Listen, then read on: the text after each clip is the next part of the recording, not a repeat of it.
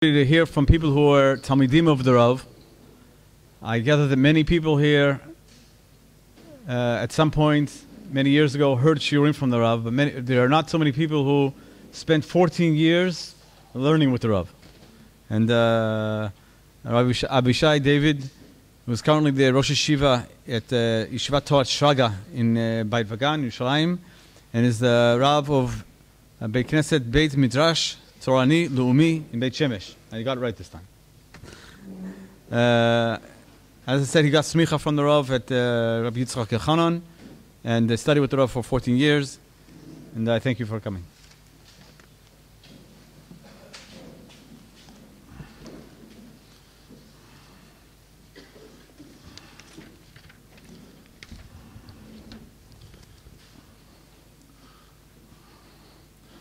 Just one correction, if I may. Appreciate the introduction. I was 7 years in the yeshiva in YU, and I actually attended Rav Soloveitchik Shurim in Yiddish in a Beit Knesset in Manhattan, Maria. That was 14 years. That was in Yiddish, which is not my mama loshen. I'm discussing tonight the experience of Hallel b'leil Haseder, and more or less we'll go through a number of Mar Mekomot, starting with the Mishnah in Pesachim and Kuftet Zayin and Aleph. The Mishnah, which of course is cited in the Haggadah Shel Pesach, the underlined section I'm reading. B'chol dor v'dor chayav adam lirot et atzmo ki hu yatsa miMitzrayim.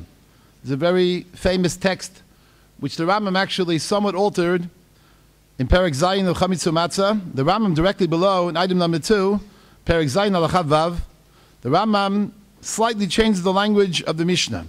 The Mishnah writes, "B'chol dor v'dor chayav adam lirot et atzmo," using the binyan kal, "Ki'ilu hu yatsa miMitzrayim."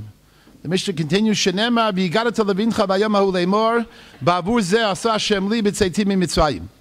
The Rambam, in item number 2, Perek Zayin, Perek Shvi, Halacha Vav, the Rambam writes the following: "B'chol dor v'dor chayav adam leharot et atzmo." The Rambam used the hifil, the causative form, "Ki'ilu hu be'atzmo Yatsa ata mishibud Mitzrayim." The Rambam stresses a person is obligated to demonstrate leharot, as if he himself left at this point, ata, right now, the bondage from Egypt, shenemar v'otanu hotzi misham. And the Rambam continues and seems to accentuate this point. V'al davar zeh tziva kadosh baruch hu b'Torah v'zacharti ki eved hayita klomar ki'ilu ata ba'atzmecha Hayita Eved v'yatzata l'chevut v'nivdet. As if you yourself underwent the entire experience, the chavayah of bondage in Egypt, and subsequently were redeemed, were freed from incarceration. So the Rambam clearly has taken the Mishnah from the binyan kal, and the Rambam has transformed it into a very exciting, dramatic, personal experience that every one of us undergoes on Pesach night. And that's the yesod that Rav Soloveitchik articulated many, many times, and we're going to discuss this yesod in the context of this shiur. Let's begin again by referring to the Mishnah, which is on top. We already read the first segment of the Mishnah, B'chol dor v'dor chayav adam. The Mishnah continues. Lefikach, as a consequence, as a result of this original statement that the Mishnah makes, that every person is obligated to see himself kilu yatsa miMitzrayim, אנחנו חייבים להודות, להלל, לשבח, לפאר, לרומם, להדר, לברך, לעילו, לקדש, למי שעשה לאבותינו ולנו את כל הניסים האלו. As a consequence of that initial statement, a Jew is obligated on the night of Pesach to say Hallel. And the Mishnah is rather elaborate in its syntax. להודות, להלל, לשבח, לפאר, לרומם, להדר, לברך, לעילו, לקדש. למי שעשה לאבותינו ולנו. The Rabbi used to point out many times that in the course of the Haggadah actually begins with this kind of a statement. La'avotenu v'lanu. We are obligated, as the Mishnah writes in Brachot, a person is obligated to recognize that which Hashem has done for his forebears. However, the whole idea of the Haggadah is that it should become a personal experience. And the Rabbi used to be medayik in the language of the Haggadah, pointing out the evolution. That initially the Haggadah speaks of something that happened to my forebears, which obligates me to be makir tov. But ultimately, the experience that I myself undergo, that's the one really that is critical. And that's why the language begins here with Labotenu Velanu, but ultimately the focus is on Lanu Velabotenu. Labotenu becomes secondary, and Lanu becomes the primary focus of the Haggadah. So the Mishnah continues, Hotzianu me'avdul l'chirut, mi'agon l'simcha, me'ebel yomto, me'afela li'ogodo, mishiabud l'geula. And then the Mishnah ends with the Hallelujah. The Mishnah then presents a machloket Beit Shammai Beit Hillel. Namely, how many stanzas does one recite prior to the Suda? Beit Shammai says, as the Mishnah indicates, the first paragraph, the first stanza. Beit Hillel contends one is obligated to recite two stanzas, two paragraphs of Hallel. There are several questions that one has to pose on this Mishnah. Question number one, the language of lefikach. Lefikach seems to imply, as a consequence of the experience of Yetziat Mitzrayim, I'm obligated to say Hallel. Does that imply that without the preceding statement of B'chol Dor Vador, Shechayav Adam Lirot et Atzmo Kili Yatzam Mitzrayim, one would not say Hallel? Is not the nace of the Exodus, the nace of Yetziat Mitzrayim, sufficient to precipitate the obligation to say Hallel? And yet the Mishnah, by use of the one word Lefikach, seems to preclude that possibility. Mishnah indicates that Dafka, as a result of that expression of Bechol Dor Vador Chayav Adam Lirot et Atzmo, or in the language of the Rambam, Laharot, that is the reason why one says Hallel. What is the nature of that? I already alluded to this idea a few moments ago. Secondly, the Mishnah, by posing the question on Hechanu Omer, automatically indicates that this Hallel is apparently not going to be a full Hallel. We are normally accustomed, as the Chazal described in many Masechtot and Shas, the obligation on Yom Tov and the Chagim to say Hallel, and the Hallel we say is a Hallel Sholem. Somehow the Mishnah automatically assumes at Heichanu Omer there's a limitation. There's somehow a Hagbalah built into the very nature of the Hallel that one says Lei'l Haseder. The question is, what is the nature of this assumption? Why is that so? If on Yom Tov the practice is to recite the entire Hallel, why suddenly is the Hallel on Pesach night allegedly truncated? And here we have a Machloket Beit Shammai Beit Hillel also requires a Hesber. What exactly is the nature of the argument between Beit Shammai and Beit Hillel? Why does one contend one paragraph, the other contends two paragraphs? Fourthly, on the lower right-hand corner, there's a well-known Yerushalmi in Avei Pesachim. The Yerushalmi discusses the machloket between Beit Shammai and Beit Hillel. Beit Shammai contended, as I mentioned, one paragraph. Beit Hillel contends two paragraphs. So the Yerushalmi describes the dialogue between Beit Shammai and Beit Hillel. Amru lahem Beit Shammai. Beit Shammai said to Beit Hillel, B'chi yatzu Yisrael miMitzrayim shu maskir Yetziat Mitzrayim? Did Klal Yisrael leave Egypt that we should be required to mention Yetziat Mitzrayim, which means how could you recite two stanzas of Hallel, including the second stanza that begins B'tzeit Yisrael miMitzrayim Meit Yaakov miyam lo'ez, when the actual exodus from Egypt took place the next day, and now it's still the evening. So only the first stanza should be recited, says Beit Shammai. The Yerushalmi continues, Amru lahem Beit Hillel, Ilu mamtin ad krot hagever, adayin lo igiu lechatzei gula, ve'ech maskirim gula, va'adayin lo nigalu, va'alo lo yatzu ela b'chatzei hayom shenema, v'hi be'yatzam hayom hazeh hotzi Hashem et bnei Yisrael, v'gomer, ela mikevan she'itchil b'mitzvah, omer lo mirok. Beit Hillel responds, if I have to wait till the actual physical exodus, I would have to wait till midday, the following day. As the Torah writes in Pashat Bo, v'hi be'yatzam hayom hazeh, hotzi Hashem et bnei Yisrael, me'eretz Mitzrayim, hotzi votam. So since Beit Hillel says we began the Hallel, the expression in the Yerushalmi is B'kevan shehitchil b'mitzvah omer lo mirok.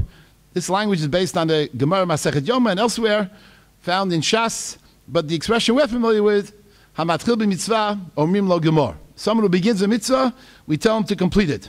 And therefore, once you began the mitzvah, you complete it. This Yerushalmi also poses difficulty, which means that even according to Beit Hillel, we're not completing the Hallel. We're only reciting one more stanza. Why is the Yerushalmi saying, hamatchil b'mitzvah omrim lo gemor? Below gomrim hazeh. We're not completing the Hallel, and beyond that, the greater difficulty, as I mentioned a moment ago, what exactly is the machloket between Beit Shammai and Beit Hillel with relating to this matter? Beyond that, the Gemara has in Masechet Brachot number 5, also on page 1, middle of the column, towards the bottom. Boi minei achi taned b'Rabchia b'Hallel u'v'Megillah ma'u sheyafsik. The Gemara asks the following question. The Mishnah has in the beginning of the second paragraph, Masechet Brachot, tells us when we are allowed to interrupt with reference to the Kriyat Shema. The Gemara here is posing the question, what about Hallel and Megillah? is there a basis for interruption in the middle of Hallel, or for that matter, when one is involved in Kriyat HaMegillah? So the Gemara says, Aminan Kal V'chomer, Kriyat Shema D'oraita Posek. If Kriyat Shema, which is the din min Torah, one is allowed to be mafsik, Hallel D'Rabbanan Miboy, Hallel, which is only rabbinically required, certainly one should be able to be mafsik. And this, of course, is the subject of a very famous contradiction between two Gemarot in Shas. The Gemara here in Brachot Daf Yudalot says the Hallel is D'Rabbanan, a clear statement, which is the basis for the Shitat HaRambam that we'll see momentarily. The Gemara in Megillah Daf Yudalot as well points out that the recital of Hallel is a din d'oraita, an outright stira, an outright contradiction between two Gemarot. We'll discuss that perhaps if we have the opportunity to do so. So the Gemara continues, and that's one side. Since Hallel is rabbinically required, therefore one should be able to be mafsik. Or Dilma, the Gemara says, Pirsum and Isa Adif. Perhaps the fact that we're involved here with Pirsum and Isa in the course of Hallel and the course of reading the Megillah, so perhaps that would be a reason to go ahead and, the Gemara says, not be mafsik. Pirsum and Isa could not tolerate any kind of a hefsek. So the Gemara answers, Posek, Ven B'kach Klum. Whatever the case is, you see here that the Gemara, in effect, has posed the question whether one could be mafsik in the middle of Hallel. Now, obviously, on the night of Pesach, the Hallel that we're talking about, we certainly are mafsik. No question about it. We divide the Hallel actually into two stanzas prior to the Sudah, and then the rest of Hallel after the Sudah. So obviously, the Gemara here is posing a question that does not seem to be in sync with the Hallel that we recite, Le'l Haseder. We're not familiar with the entire question. We assume, as a Mishnah writes, Ad Heichanu Omer, that automatically has hefsek. Automatically the Hallel is to be interrupted. So how do one account for the fact that this Gemara clearly is talking about the Hallel that we are classically associated with Yom Tov, with Chagim, that we say on Pesach morning, on Sukkot morning, on Shavuos morning? That's the question that the Gemara poses. But somehow, regarding the Hallel at nighttime, obviously the Gemara is not posing that question, since the Mishnah already said earlier, Ad Heichan Hu Omer. These are some of the questions. I have actually about 25 questions. But I decided that in order to have a shiur, if I were to pose the 25 questions, that would be the end of the shiur.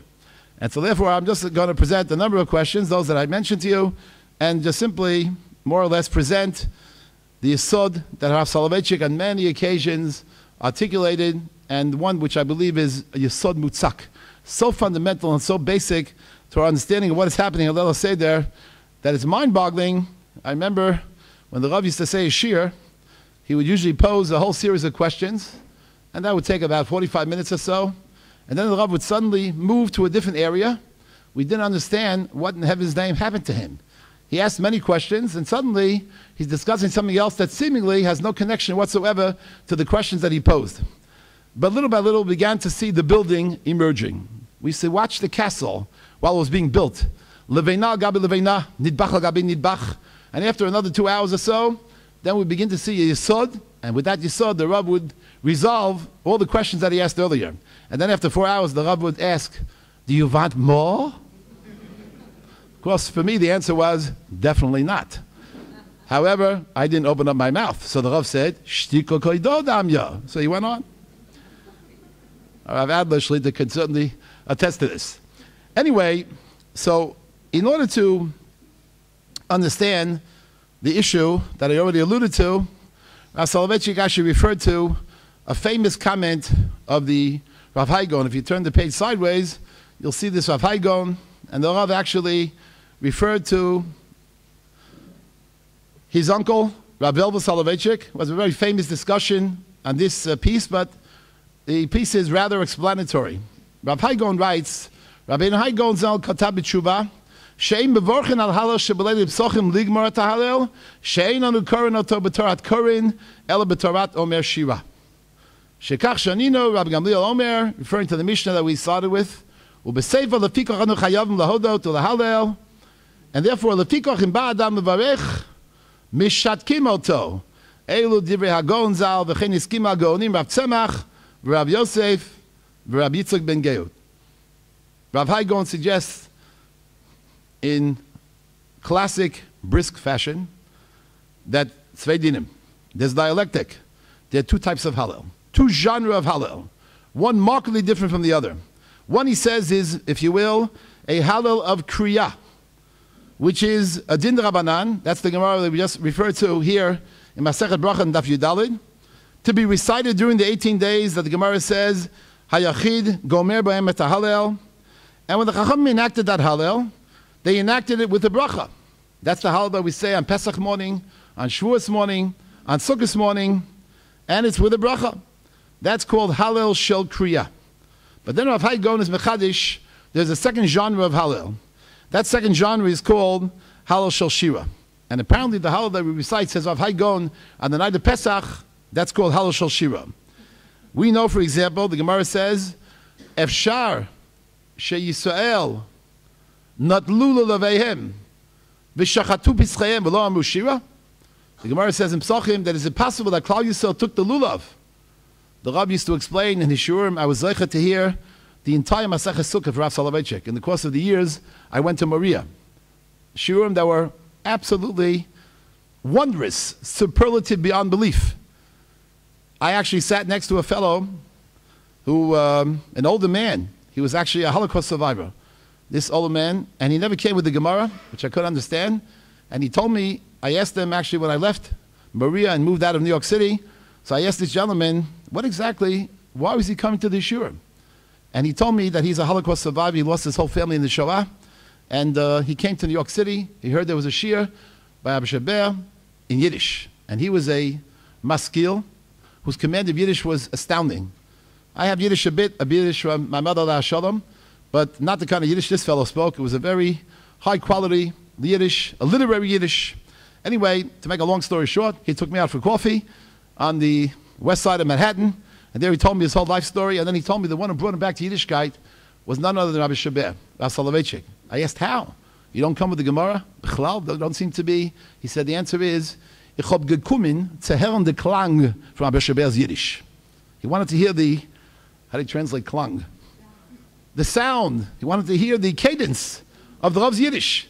And he heard such a Yiddish that was so astounding that brought him back to Yiddishkeit. Astounding story. In effect, the Gemara is saying in Pesachim that I just mentioned, this is the concept of Hallel Shel Shira.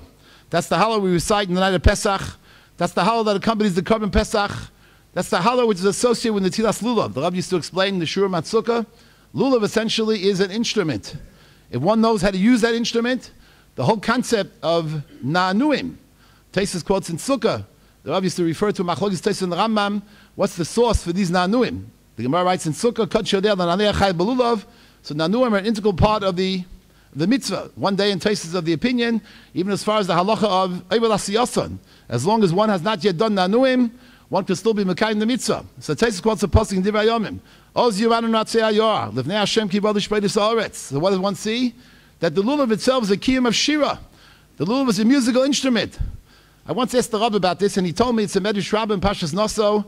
The Rabbi actually refers to it at the end of Hilchos Lulav, when the Rabbi talks about David HaMelech Sheyem Mefazeh and Mecharkei Lifnei Hashem. When the Navi describes that incident, and his wife took umbrage at his behavior, so there it mentions in the context of the Medrash that among the instruments that were being utilized, the musical instruments, one of them was the lulav. Lulav is a musical instrument. One is involved in shira. The nanum is a kiyum in shira to HaKadosh Baruch Hu. Kol atzmei say tomarna Hashem yikarecha. The way the Medrash describes, I'll refer to this Medrash quite often. Different daled minim. Each one of the minim is a different aver. The lulav, of course, is the gav. Refers to the spine of the person. That's David HaMelech. Kol atzmei say tomarna Hashem yikarecha. So we have a kiyum of shira.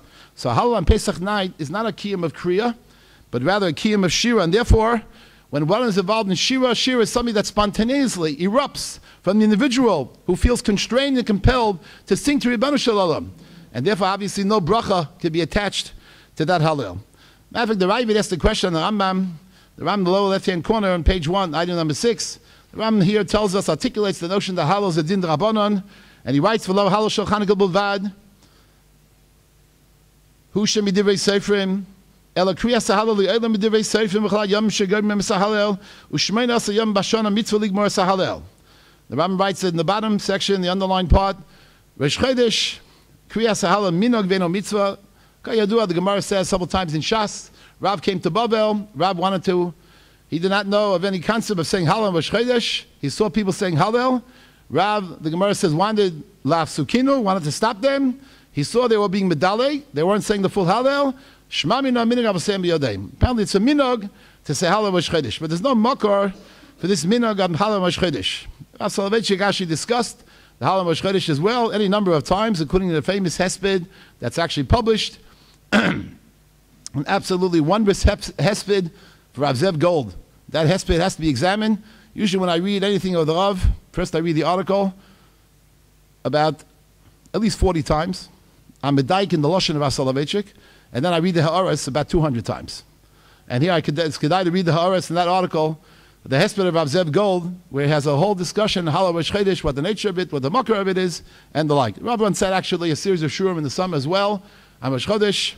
And here we have, the Rambam says very clearly that Hallel is the Rabbanan. The Ravid, of course, right here in the microscopic print, which you probably can't read, so don't even try. The Ravid actually refers to a pasuk in Shayo in Perek Lamed, where the Navi says, Hashir yelachem Kollel is Kaddish Chag. The Rabbi seems to indicate that it's not Midivrei Seifrim, but rather it's a mitzvah say Midivrei Kabbalah. There's a makar in Tanakh, and he refers to the pasuk in Shayo, Hashir yelachem Kollel is Kaddish Chag, which the Gemara quotes in Erchin and elsewhere in Shas, this pasuk. But apparently the Rabbi seems to be saying that the Hallel Pesach night is the quintessence of Hallel Shel Shira. And that's why the Rabbi uses after this pasuk of Hashir yelachem Kollel is Kaddish Chag. So, just to summarize, there are two genres of Hallel. There's a Hallel Shel Kriya, which we say every Pesach morning, every Shavuos morning, every Sukkot morning. That Hallel is said, Zeicher L'Nisim, that we are commemorating. That happened on Pesach, happened on Shavuos, happened on Sukkot. The Gemara in Sukkot, in the first parak, the Gemara discusses when the Torah says in Emor, Basukos Teishu Shivas Yomim, Kol Ezech V'Yisrael Yeshu Basukos L'man Yeder Raseichen Ki Basukos Hoshavtis B'nei Yisrael. The Gemara is a famous Machlokas Tanoim, where the first is Sukkos Mamish, Raanana are covered. But whatever it is, we're commemorating that which happened then. That commemoration is a din d'Rabbanan. Chazal enacted the idea of Hallel. When you enact something, you do so with a bracha. And therefore, that is a rabbinic concept. However, on the night of Pesach, here we are involved with a Hallel Shel Shira. A Hallel that erupts spontaneously from each one of us individually. And of course, in this Hallel, there's no bracha, because this is a Hallel Shel Shira. And this also would help us understand another very famous, or a number of famous distinctions between the Hallel that we say on Pesach morning, Shavuos morning, and Sukkot morning, and the Hallel that we say on Pesach night. We'll just mention a number of obvious nafkaminos, which Rav Soloveitchik was very fond of pointing out some of these nafkaminos. Number one, we'll mention the fact that the Mishnah writes in Megillah Daf Chof, item number 10 on page 2, Kol hayom kosher l'kriyas ha-Megillah v'l'kriyas ha-Hallel. The halach is a Hallel to be said dafka by day. The Gemara has psukim where the Gemara proves that Hallel is recited during the day, min olam yom hakra v'yom me'elon niskarim v'nasim, or the Gemara says mimizach shemesh ad mevoro mehulal shem Hashem. So Hallel is dafka a requirement during the day. And yet here we have a Hallel that's said at nighttime. Matter of fact, there are three different types of Hallel, if you will. The classic one, the Hallel Shel Kriya, we say every Yom Tov morning. The second Hallel, Rav Soloveitchik was always very fond of, and he essentially bid his Talmidim to go ahead and recite that Hallel as well. That's the subject of Machlokes the Mechaber Ramah in Shulchan Aruch, namely the Hallel that many people say here in Eretz Yisrael is very popular. But Chutz La'aretz, Rav Soloveitchik told us, those who are going to become Rabbanim, we should introduce it in shuls, even though the Ramah is against it. Namely the Hallel that one says on Pesach night in shul after Tfilas Mariv. In Beit Shemesh, where I happen to be a Rav of a small shul, in the course of the many years, I introduced many Hanhogas Rav Soloveitchik. I did it little by little, so they shouldn't rebel, and shall we say, I shouldn't cause any kind of a riot. And one of my Balabatim recently told me, there are so many Hanhogas in this shul of Rav Soloveitchik, he can't believe how I was able to somehow impose it upon the tzibur. I didn't impose it, I did it in a clever kind of way. So one of the minhagim that we introduced was saying Hallel on Pesach night, which the Mechaber says, one says b'ne'ima. Rav Soloveitchik pointed out the makar for that is Yerushalmi, a famous Yerushalmi quoted by the Bir Agrua on Hilchos Chanukah. When the Gaon talks about the makar for halakas neres and Beis HaKnesses, so the classic makar for halakas neres and Beis HaKnesses is the Beis HaMikdash, but the Rav referred to the Bir Agrua, who says the makar is Yerushalmi. There's a new halacha, Pirsume Nisa B'tzibur. And Rav Soloveitchik said that didn't Pirsume Nisa B'tzibur, halakas neres and Chanukah in a shul, because there's no makar, it's not my house. And so too, that's also the makar for the Hallel that's said by many, many tziburim on the night of Pesach in shul after Meir. That's a separate din. The Rav said b'ne'ima. The Rav had what to say about that as well. Whatever the case is, we have a second type of Hallel. And then we have the Hallel B'leil HaSeder. This is the Hallel Shel Shira that Rav Haigon, of course, is postulating. And this Hallel, as I said, is not said by Yom. It's against the Mishnah. Against the Mishnah in Megillah Daf Chof, against the Mechab and Shulchan Aruch. Hallel can only be said by day. The answer is Tzvei Dinim. I remember after a while, learning by the Rav, I said, the whole world is Tzvei Dinim. Everything is Tzvei Dinim.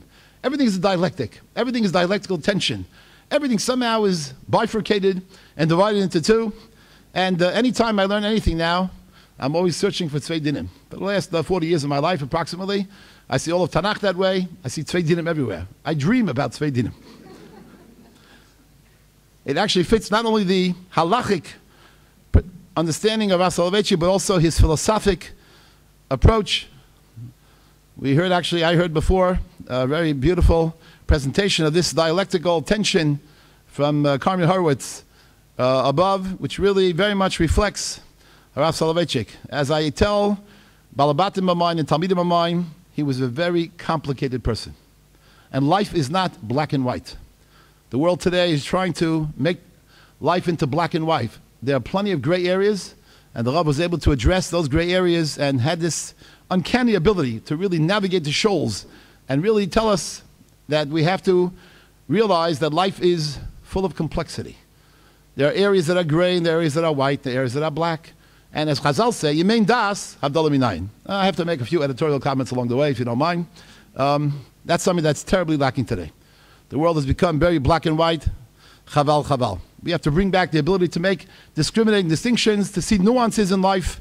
And that's the Chazal, the Gemara in Brachos, Salsi Yushalmi. Yemein das, Havdalah Minayin. Back to the topic at hand. So Hallel normally said during the day, but that's Hallel Shel Kriya. The Hallel Shel Shira is Dafka said at nighttime. It's a different type of Hallel. Rav Soloveitchik was very fond of a certain Haggadah. I heard him quoted a number of times. Of course, the moment he would quote a Sefer, I went immediately to buy that Sefer.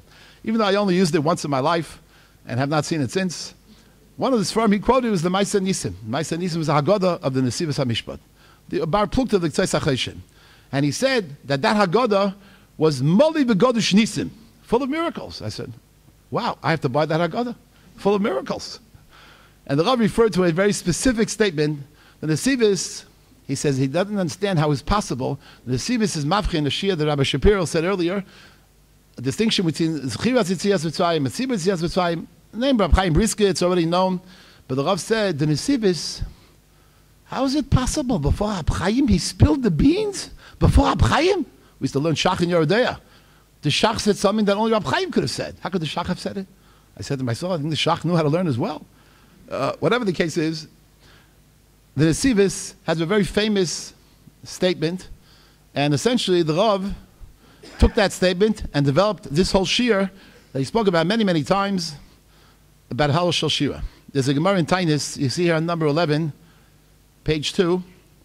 The Gemara is discussing about the different Taniyos. I also was zeichet to hear Shur Maseches Tainis from Soloveitchik. Unfortunately, I didn't come in the beginning.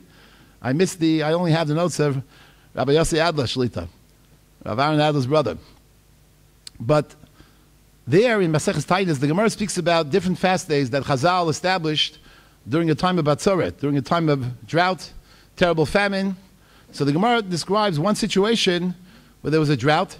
There were Kovei Taniyos, and then, Baruch Hashem, there was Zochet to rain. The Gemara said, what do? They immediately went home to have a Suda, and then they went to Shul to recite Hallel. So the Gemara here, on number 11, the Gemara says, V'nei Hallel me'ikara. Shouldn't they said Hallel l'chatchila? I mean, it'd be wonderful. I would really enjoy it immensely if every time I said Hallel, first I have a good breakfast. Matter of fact, I would like to do that before davening too. Have a nice breakfast, have a bowl of cereal, a Danish, a cup of coffee, a few other things. Of course, I can't do that because the Gemara says, Adam. The Gemara quotes the pasuk in Mishlei, once a person is goy, he thinks he's going to approach HaKadosh Baruch Hu. It's not possible. I want to ask Rav Soloveitchik, how is it that high schools distinguish? I was a manal of a high school for many years.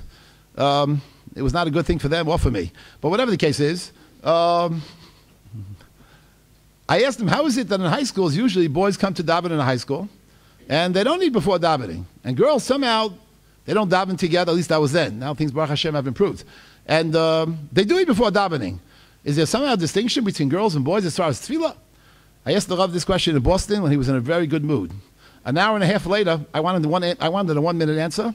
I got an hour and a half answer. The Rav pointed out there's no distinction between men and women. And basically, the same Yisra applies to both men and women. So I said to Rav Soloveitchik, in my innocence, if that's the case, why are there such a distinction between boys' institutions and girls' institutions?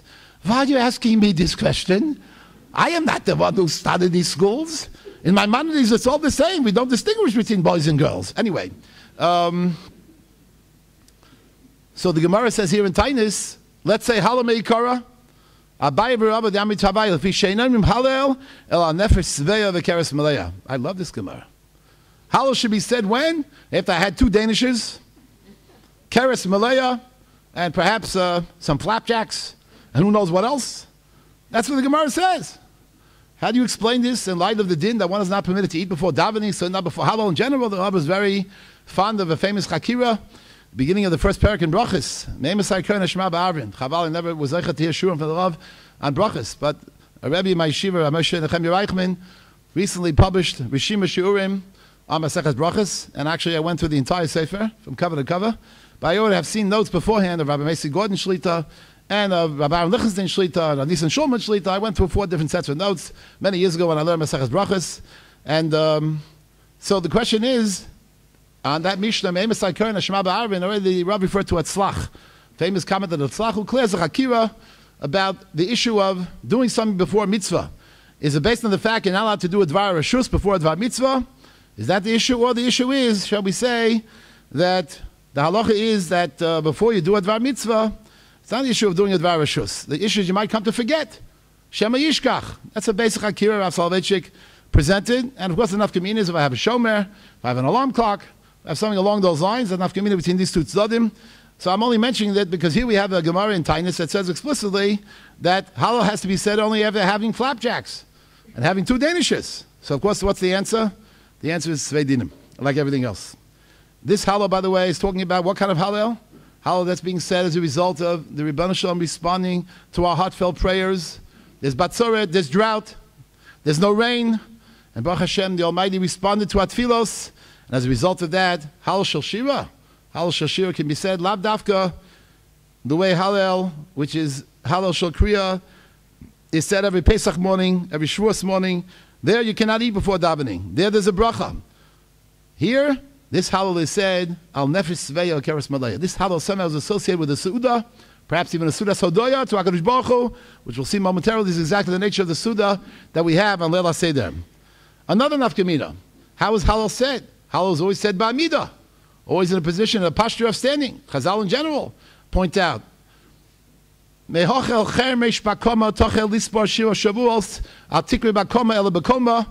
makor according to many, why a Birchas HaMitzvah has to be said by Midah. And yet, this Hallel is said by Yeshiva. Apparently, this Hallel is markedly different than the other genre of Hallel, which the Rav Hai go in terms Hallel Shel Kriya. This is Hallel Shel Shira. And that's why this Hallel is said by Yeshiva. This Hallel can be said al Nefesh Sveya v'Keres Meleya. This Hallel can be truncated, can be divided into 2. Either 1 stanza, 2 stanzas prior to the Suda, and then the Suda of Lei'l Haseder, and then subsequently the rest of the Hallel.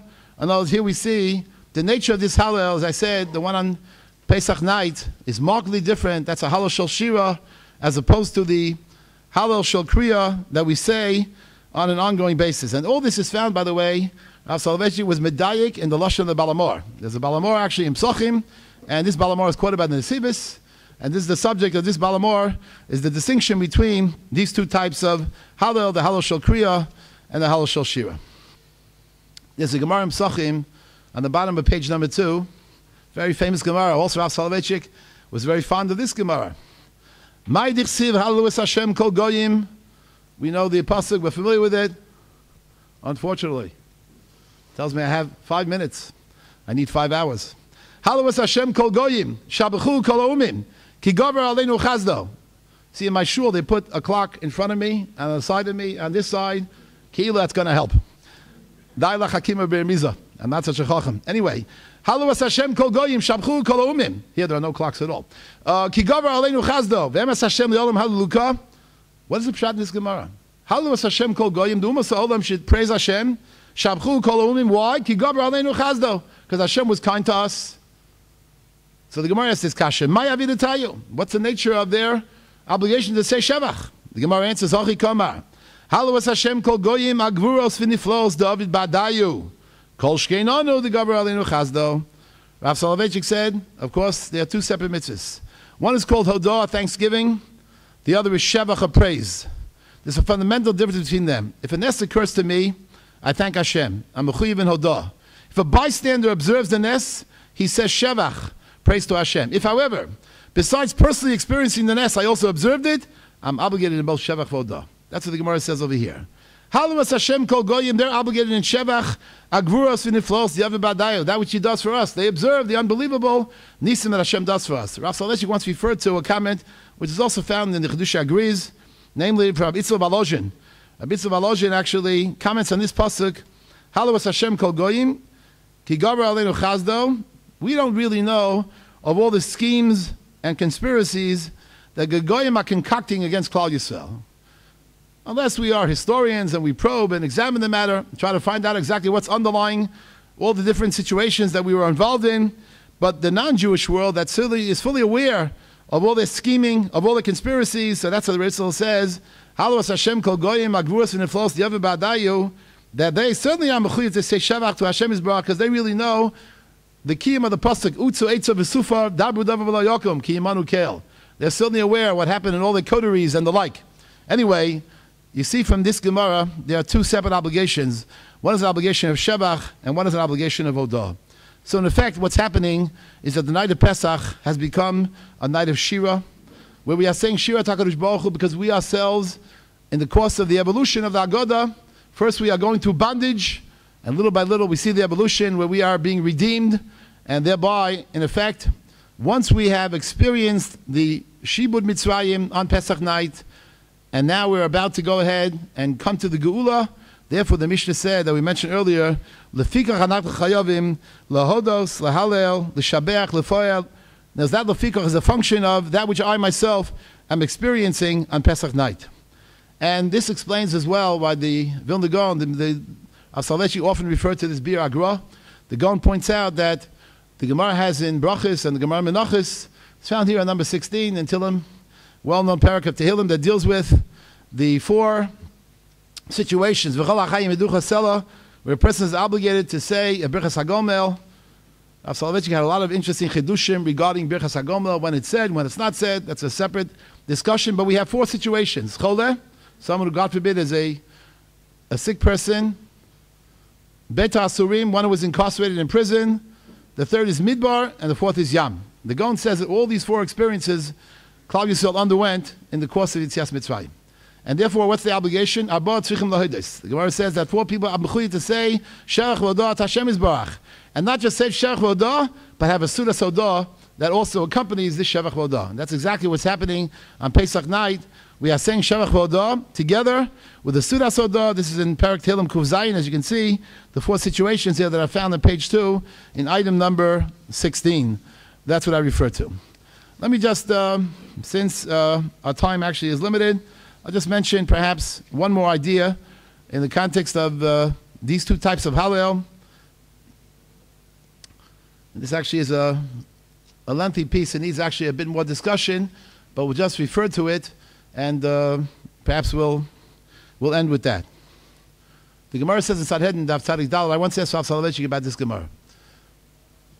Kayotze badavar ata omer vayomer Yisrael Baruch Hashem asher hitzil aschem miyad Mitzrayim miyad par asher hitzil asam mitachad yad Mitzrayim tan mishum ha'papayis gnayhu leMoshe l'shishim ribo shalamu Baruch at sheba Yitro v'amar Baruch Hashem.